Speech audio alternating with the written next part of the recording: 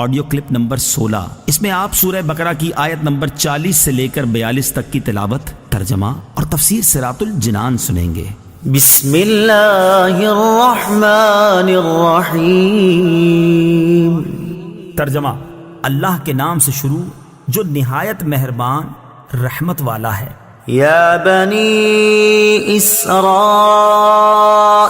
اذکروا نعمتی التي انعمت علیکم واوفوا بعہدی اوف بعہدکم وإیای فارہبون۔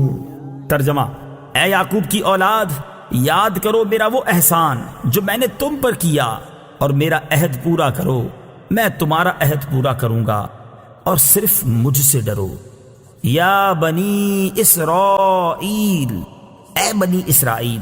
تفسیر صراط الجنان میں ہے اسرا کے معنی عبد یعنی بندہ، اور ایل سے مراد اللہ، تو اسرائیل کا معنی ہوا عبداللہ یعنی اللہ کا بندہ۔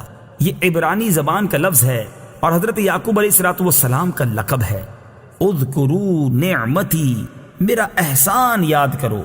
تفسیر صراط الجنان میں ہے اس آیت میں نبی کریم علیہ السلام کے زمانے کے یہودیوں کو مخاطب کر کے ان سے فرمایا گیا، اے بنی اسرائیل، میرے وہ احسان یاد کرو جو میں نے تمہارے آباء و اجداد پر کیے، جیسے انہیں فرعون سے نجات دی، ان کے لیے دریا میں گزرگاہ بنا دی، بادل کو ان پر سائبان بنا دیا، کھانے کے لیے ان پر من و سلوہ اتارا، ان کے لیے پانی کے چشمے جاری کیے، انہیں طاقتور قوموں پر فتح عطا فرمائی، اور توریت جیسی عظیم کتاب انہیں عطا فرمائی۔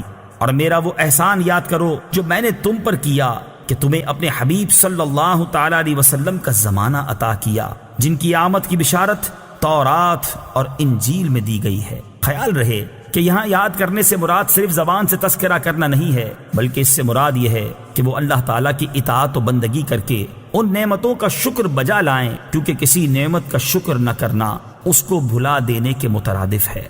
وَأَوْفُوا بِعَهْدِي، اور میرا عہد پورا کرو۔ تفسیر صراط الجنان میں ہے یعنی اے بنی اسرائیل، تم میرے حبیب علیہ السلام پر ایمان لا کر وہ عہد پورا کرو جو تم نے مجھ سے کیا، اور میں اس کے ثواب کے طور پر تمہیں جنت میں داخل کر کے تمہارے ساتھ کیا ہوا عہد پورا کروں گا، اور اپنے عہد کو پورا کرنے کے معاملے میں کسی اور سے ڈرنے کے بجائے صرف مجھ سے ڈرو۔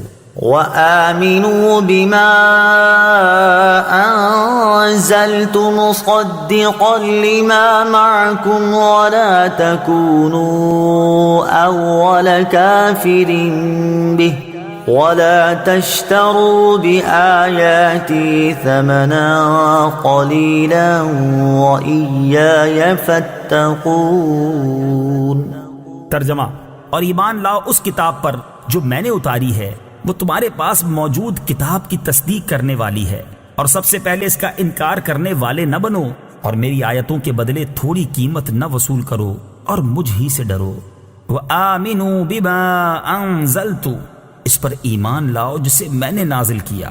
تفسیر صراط الجنان میں ہے یعنی اے بنی اسرائیل کے علماء، اس قرآن پر ایمان لاؤ جو میں نے اپنے حبیب علیہ السلام پر نازل کیا ہے، اور وہ تمہارے پاس موجود کتاب تورات و انجیل کی تصدیق کرتا ہے، اور تم اہل کتاب میں سے قرآن مجید اور میرے حبیب علیہ السلام کے سب سے اولین منکر نہ بنو، ورنہ جو لوگ تمہارے پیچھے لگ کر کفر اختیار کریں گے تو ان کا وبال بھی تم پر ہوگا۔ وَلَا تَشْتَرُوا بِآيَاتِي ثَمَنًا قَلِيلًا، اور میری آیتوں کے بدلے تھوڑی قیمت وصول نہ کرو۔ تفسیر صراط الجنان میں ہے اس آیت میں دنیا کے حقیر و ذلیل مال کے بدلے اللہ تعالیٰ کی آیات بیچنے سے منع کیا گیا، اور یہاں ان آیات سے توریت و انجیل کی وہ آیات مراد ہیں جن میں حضور پرنور صلی اللہ تعالیٰ علیہ وسلم کے اوصاف و علامات کا بیان ہے۔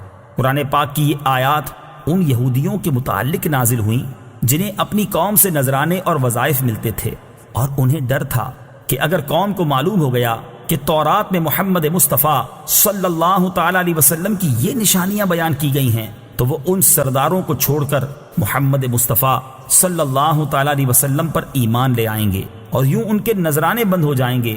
اسی کو فرمایا جا رہا ہے کہ دنیا کے قلیل مال کے بدلے اللہ تعالیٰ کی آیتیں بیچتے ہیں۔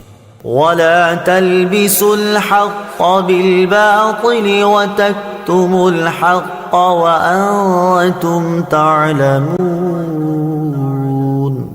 ترجمہ، اور حق کو باطل کے ساتھ نہ ملاؤ اور جان بوجھ کر حق نہ چھپاؤ۔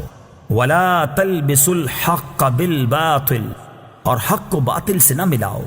تفسیر صراط الجنان میں ہے، یہودی علماء نبی کریم علیہ الصلوۃ والسلام کی عظمت و نبوت سے متعلق تورات کی آیتیں چھپاتے بھی تھے، اور کبھی کچھ بیان کرتے تو ان کے ساتھ اپنی طرف سے کچھ باطل باتیں بھی ملا دیا کرتے تھے۔ مثلا اپنے پیروکاروں سے کہتے کہ محمد صلی اللہ تعالی علیہ وسلم نبی تو ہیں لیکن ہمارے لیے نہیں بلکہ دوسروں کے لیے ہیں۔ یہودی علماء نے اس طرح کی کئی باتیں گھڑی ہوئی تھیں جن کے ذریعے وہ جان بوجھ کر حق چھپانے اور حق و باطل کو ملا کر دھوکہ دینے کے طریقے اختیار کیے ہوئے تھے۔ علامہ علی بن محمد خازن رحمۃ اللہ تعالی علیہ فرماتے ہیں، اس آیت سے معلوم ہوا کہ ہر ایک کو چاہیے کہ وہ حق کو باطل سے نہ ملائے اور نہ ہی حق کو چھپائے، کیونکہ اس میں فساد اور نقصان ہے۔ اور یہ بھی معلوم ہوا کہ حق بات جاننے والے پر اسے ظاہر کرنا واجب ہے اور حق بات کو چھپانا اس پر حرام ہے۔